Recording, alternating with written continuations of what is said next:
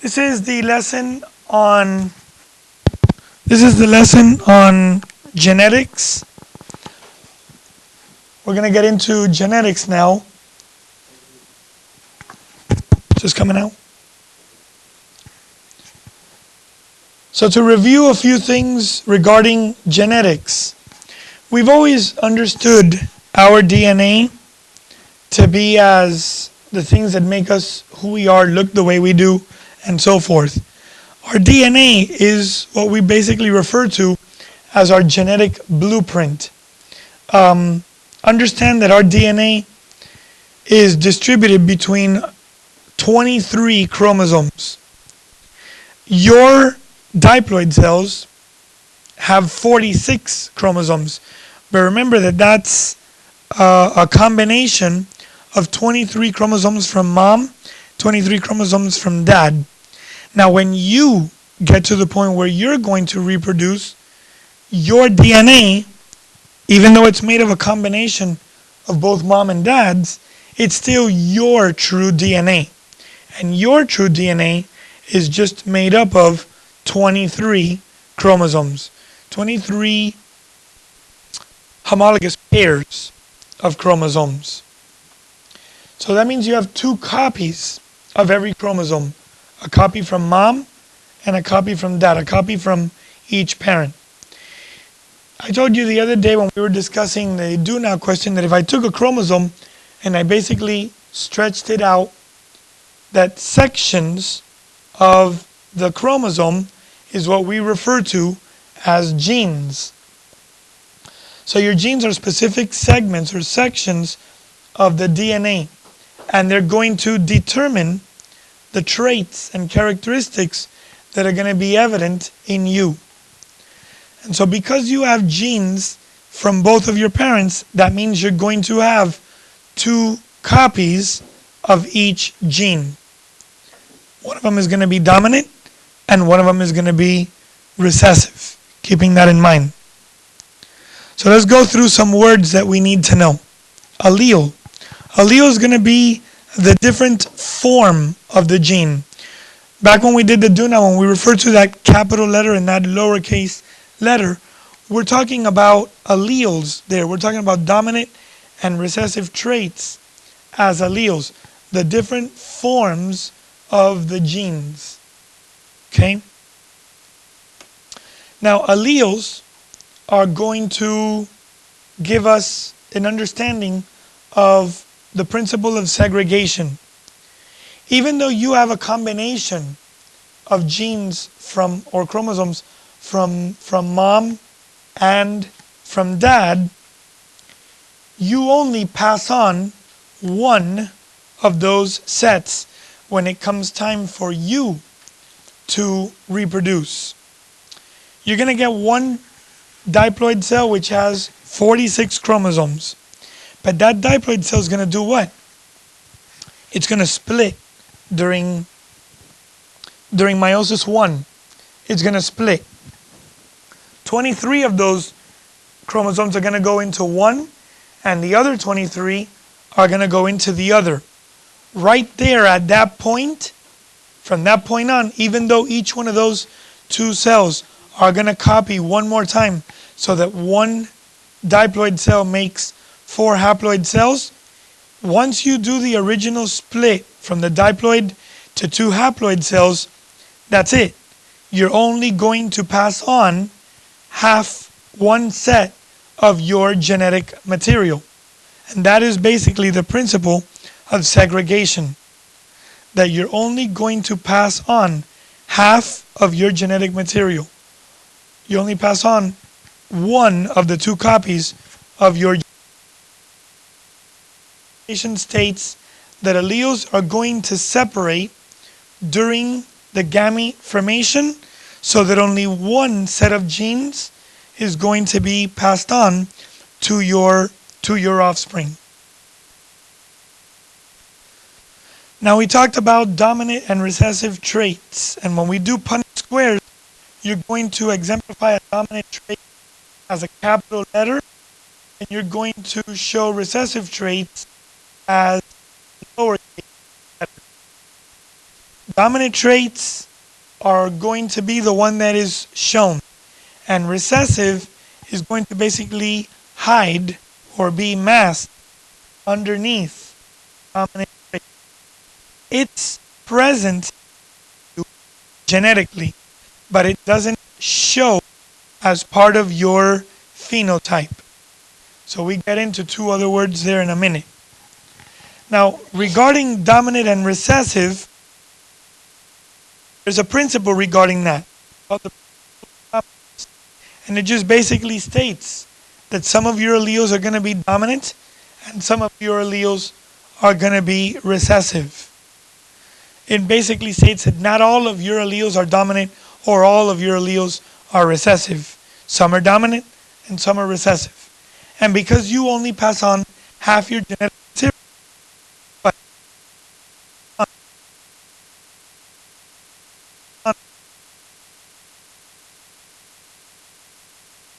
how that happens, that's another factor of who the other organism is.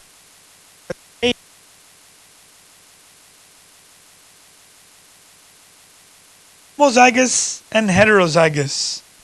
Here we're going to use those two prefixes, homo and hetero. Homo meaning same, hetero meaning. We talk about homozygous. What we're saying is that both are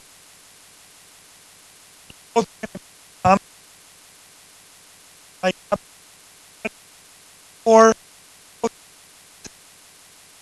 they're both going to be the same. So either dominant or recessive. That's what we refer to as homozygous. Heterozygous. So that means that they're going to be different. That means one is going to be dominant and the other is going to be recessive. In the combination of the same allele, you have one dominant trait and one recessive trait in that organism, in that individual. Okay? But each allele is going to be different. You're going to have a dominant and a recessive allele. I mentioned genotype and phenotype a minute ago. Genotype is basically, the simplest way I can tell you is the actual letters that you use to complete the Punnett square. Phenotype is what you actually see. The physical appearance, what you actually see as the characteristic of the individual. So for example, a genotype you won't see, but you can tell what it is if you're given the genotype and you use it to complete a Punnett square. Phenotype would be what you actually see, whether a person is tall or short or brown hair, blonde hair, that kind of stuff. Looking at a person, you can't tell their genotype, but you can tell their phenotype.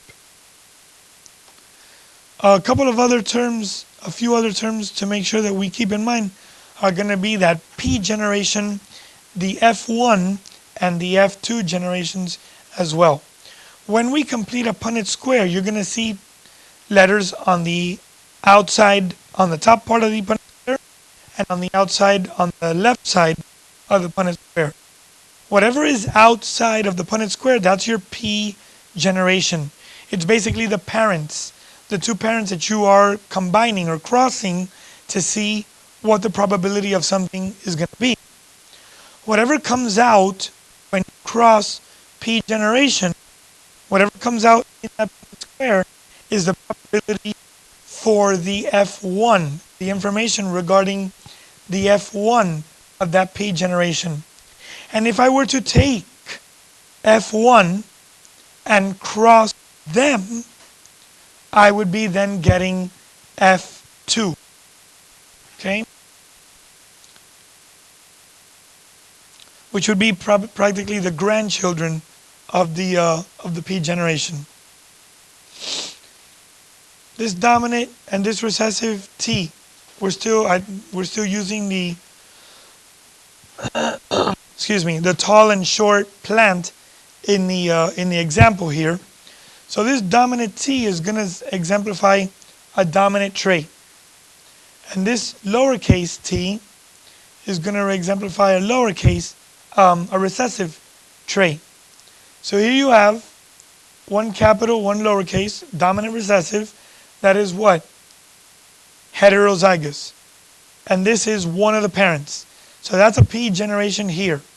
This is the other P generation. Let me do this. I don't know if this cursor's coming out on the thing or not. So here we have, again, one dominant, one recessive. Together, they make one P generation. Since one is capital and one is lowercase, that means they are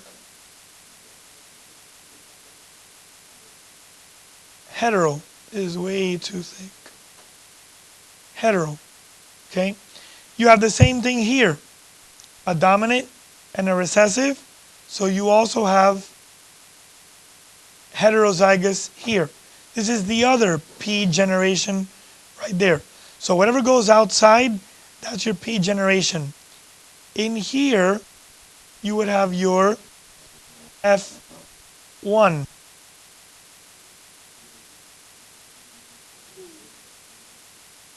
Now if I take this F1 and this F1 together and make a different Punnett square, and I put this one here, which this is going to be a dominant recessive, and we'll get to Y in a second. And this one is going to be the same thing. Actually, no, this one is going to be recessive and recessive. Whatever I get in these squares right here is going to be my F2. Okay? So, in case if you didn't understand that, we're going to go through all that now.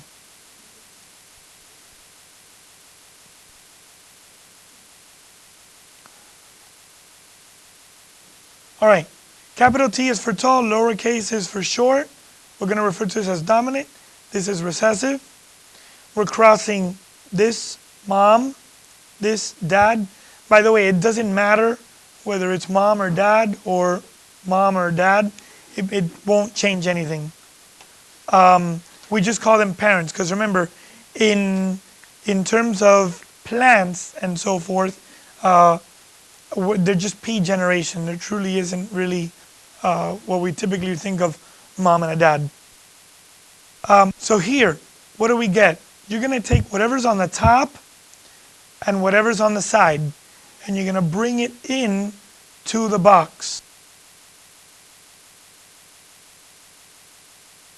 Capital T here is going to come into this box, and it's also going to come into this box. Whatever is here goes to this one. It also goes into this one. And then you pull from the side the same way into this box. How do we know what the second one's going to be here?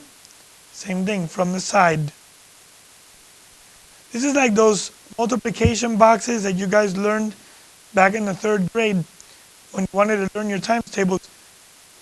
And you would do, a digit up here, like 6 up here, and 5 down there. And it would be 1, 2, 3, 4, and so forth. And 1, 2, 3, 4. And then if you cross this number with this number here, in that box there would be a what? There would be an 18. So it's the same thing. The same way, this is the same exact way. So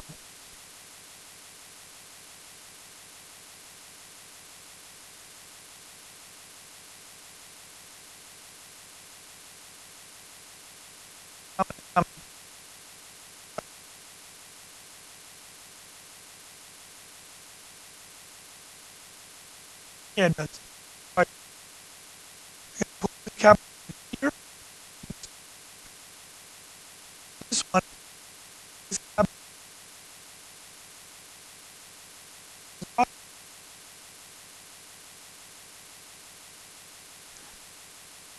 And so what do you have? You have two heterozygous P.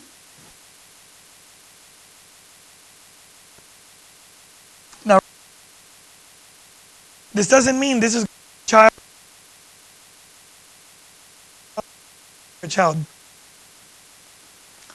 Punnett squares are done to give you probabilities.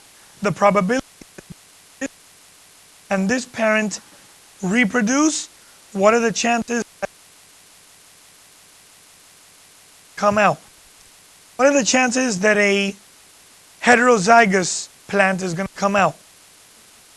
50%. That was your do now, right? Because 2 out of 4 are heterozygous, 2 out of the 4 are homozygous. What is the probability that the recessive trait is going to come out? A 25, because remember, it can't come out here, it can't come out here, because again, principle of dominance, when dominance is present, it's going to show, and it can't come out here. So this would have to be the one to fertilize, in other words, to be able to have that dominant trait come out.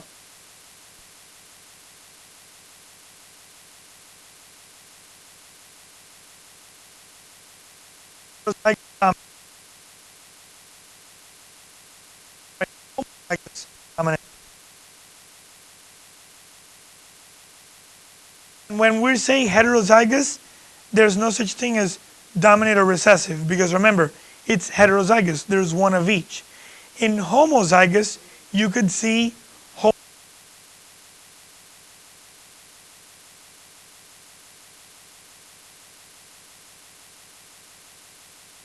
the type is going to be 75% that they're going to come out tall, and 25 that they're going to come out short.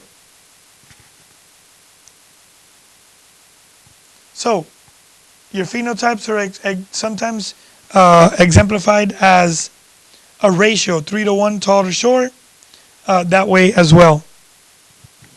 Now, so when you, not going to do it now during the recording, but when you get a chance, you're going to practice by creating a Punnett square. Round seeds are dominant to wrinkled seeds. You have a homozygous dominant plant crossed with a homozygous recessive. Just let's do one, but you can do the rest of these at home. So we'll do the Punnett square.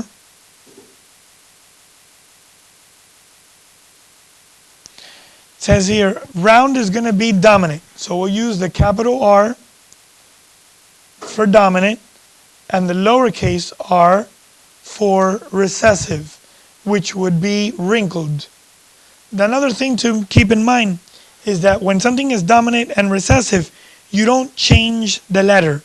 You just either capitalize the letter or lowercase the letter if the dominant trait is not going to be shown. So, you have a homozygous, homo meaning same, homozygous dominant.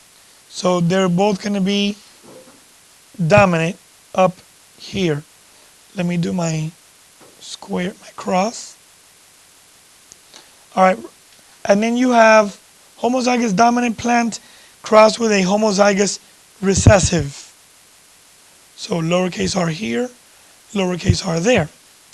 What is the probability of the F1, what comes out in here, having wrinkled seeds?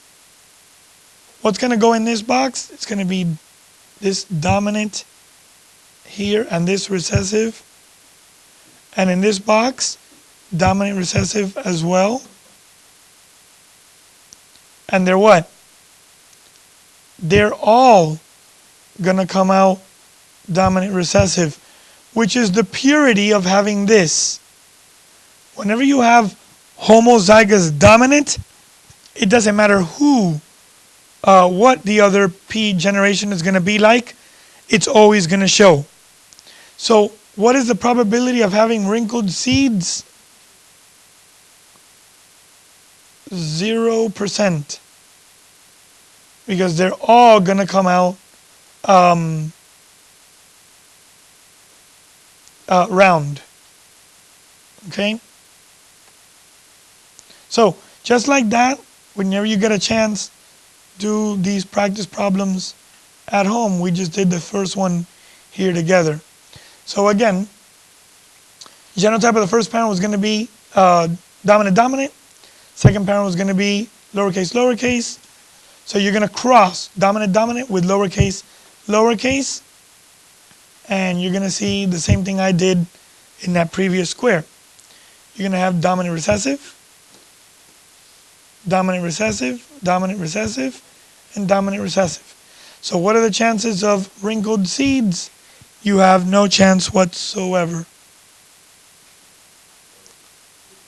All right, so whenever you get a chance, do the Punnett square. What is the probability of a wrinkled seed in the F2? So if I go back and I take this one and this one, sorry about that. I'll do it really quick. This is your F1, and they're all going to be the same, doesn't matter. So I'm going to create an F2. Well, this is how you create an F2. You take from the F1 and make them the P generation outside of the box. What are we going to get? Dominant. Oh, that's a bad R. Dominant recessive,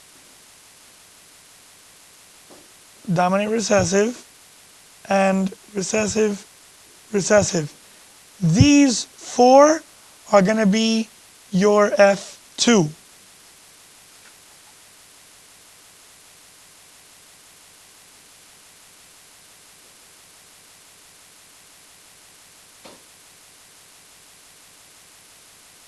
Oh, it does it for us, didn't it? All right, so I just kind of fly through this. This is the F1.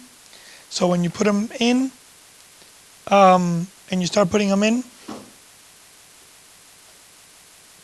probability of that wrinkled seed is going to be that 25%, this guy right there.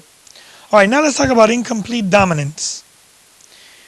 Here you have mixed traits, right? You've got a red flower and you've got a white flower. But what happens is that both of these have the ability of showing dominance. So here would be the genotype. The genotype for the red one is going to be dominant for red, but then you have here dominant for white. The C would stand for color, right? Remember, just because one plant is dominant in this color, there could also be some plants that show dominance in another color as well. Well, I mentioned that when chromosome number 1 and chromosome number 1, or these genes pair up or meet up during fertilization and are going to determine which one is dominant and which one is recessive, well, when the dominant approaches the recessive, the dominant's always going to show. However, what happens when both of them are dominant? Neither one of them wants to give in, per se. I mean, I know I'm personifying these things to a certain degree, but to a certain degree, just so that you understand it, it would be like chromosome number, whatever it is, and or the genes responsible, because there are several genes responsible for just one thing. So the genes responsible for eye color from dad and the genes responsible for eye color of mom have to then, homologously find each other and decide, okay, I'm dominant, you're recessive, that means I'm going to show. But what happens when they're both dominant? neither gene is going to give way. So then we have we have one of two things. We have incomplete dominance, where what you get is dominant for red mixed together with dominant for white. And when you have incomplete, that means nor the red nor the white were able to completely dominate. So you have the word incomplete. So what do you get if you don't completely dominate as red or white? You get a mixture, you get pink. In the EOC, you might see a question about a white rabbit and a black rabbit or mouse, for example. And if it shows incomplete dominance, the mice or rabbits are going to come out what? Gray. That mixture of black and white. Okay? So you got to look out for that on the EOC as well.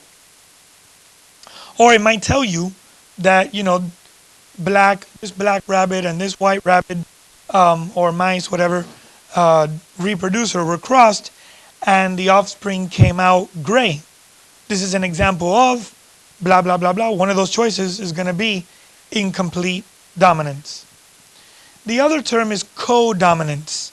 Same scenario, same situation, where you have both traits as dominant.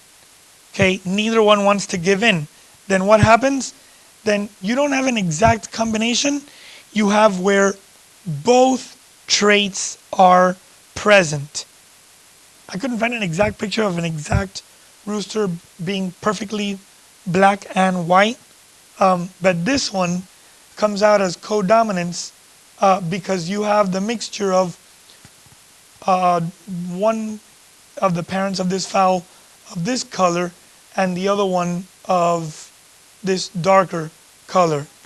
So you have codominance where both. Remember, going back to the flower, why is this not codominance?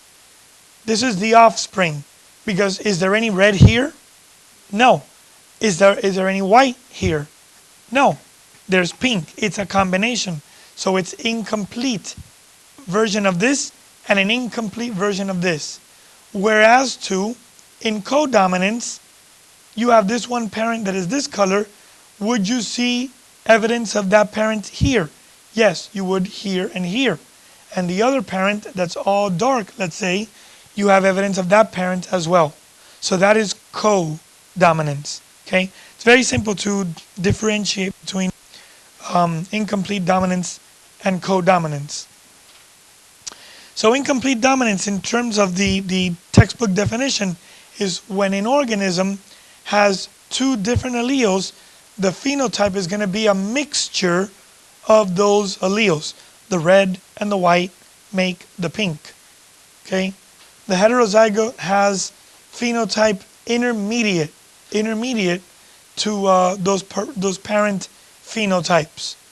Codominance, that textbook definition, is when an organism has two different alleles and the phenotype of both alleles is expressed. So both phenotypes of the parents are present. Okay?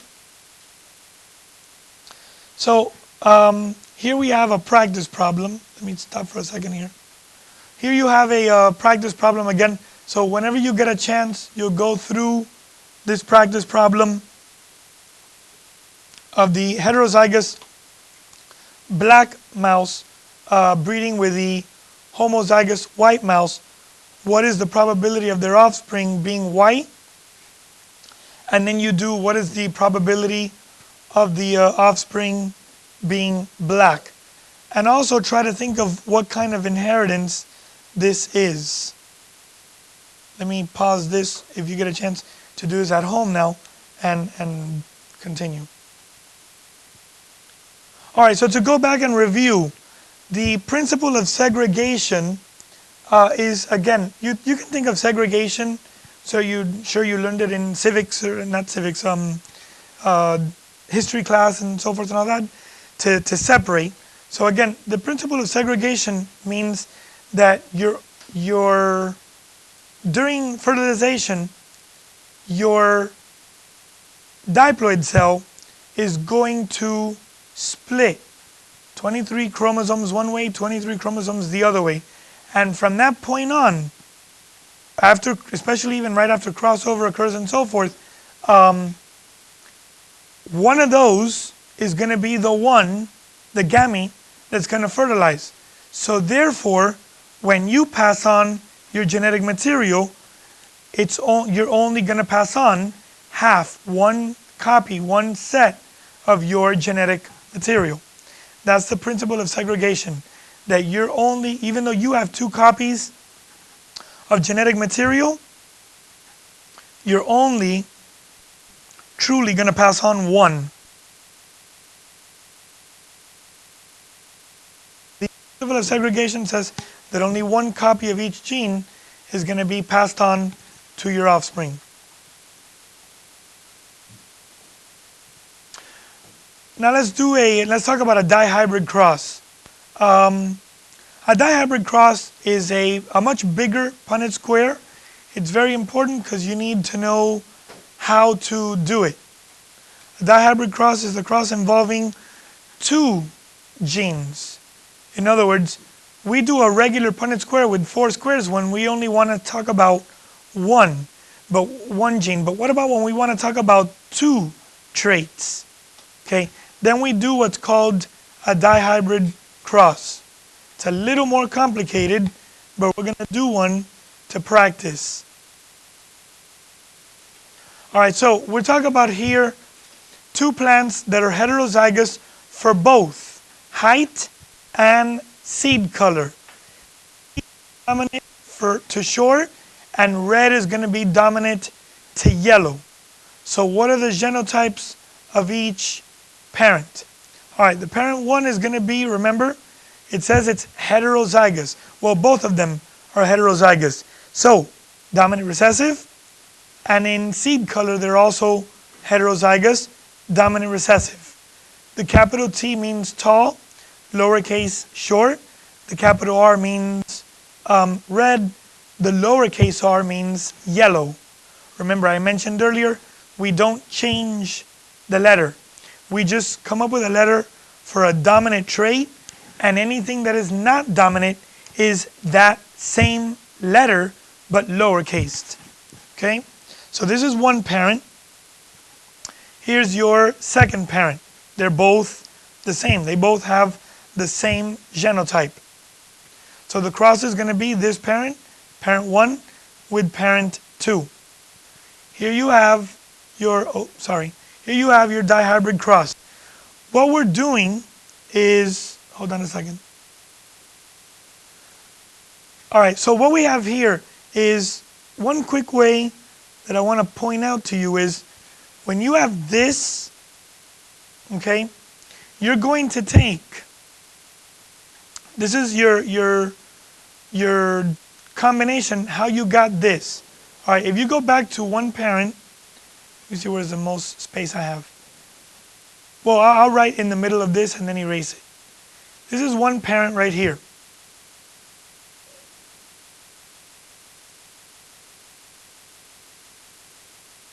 Now, how do I get from this to all this right here? This is the way you do it. You take this and you put it together with this, and then you take this and put it together with this one. So it's almost like that property of math, distributive property, thank you. It's almost like distributive property if this were the parentheses right here. What's this multiplied with or crossed with this right here? So this capital T, capital T, capital R, well, that's this guy right here. And then this one with this one, that's this guy right here. And then you do the same thing with this one. This one with this one right here, that's this one. And this one with the other. How many possible combinations of this guy can I get with these two? There's 2. This one, and this one, this one. And how many combinations can I get with this guy, this one, and this one? So this one right here would be this guy right here. Notice how since both parents were the same, you have both of the same. And then at this point, all we do is the same exact thing. Bring this one down.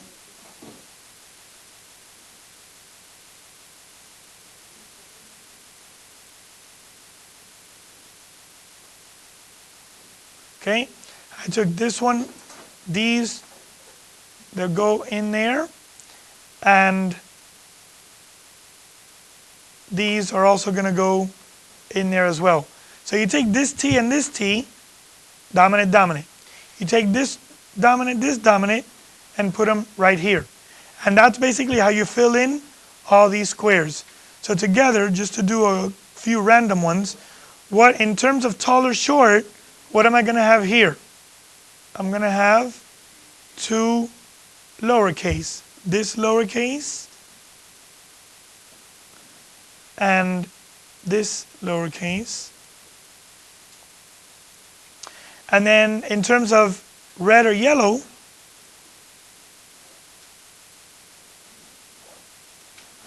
and this one, okay? So you have, if this is the one that comes out, or the probability that this will be the one that will come out, you cross this parent with this parent, and if this is the one that comes out, there will be this one probability that it will be recessive for tall or short, which means it'll be short, but red. And you can do all the different combinations regarding this. This is not going to be the only one that's going to come out that way anyway. But when you fill this stuff in, this is a dihybrid cross. It's very important that you understand how to do a dihybrid cross. Okay? So let me clear this.